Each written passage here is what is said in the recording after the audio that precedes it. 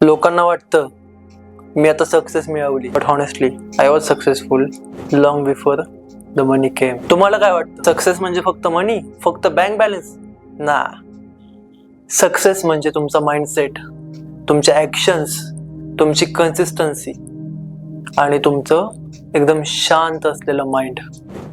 या गोष्टी प्रत्येकाला मिळत नाहीत. People see the lifestyle, but त्यांनी ते पाहिलं नाहीये जे मी पाहिलंय. त्यांनी त्या रात्री पाहिल्या नाहीयेत, त्यांनी सेल्फ डाऊट्स पाहिले नाहीयेत, त्यांनी प्रोसेस पाहिलेली नाहीये, त्यांनी ती रात्रभर जागून केलेली मेहनत पाहिलेली नाहीये. People only see the success, they don't even know background काय होतं.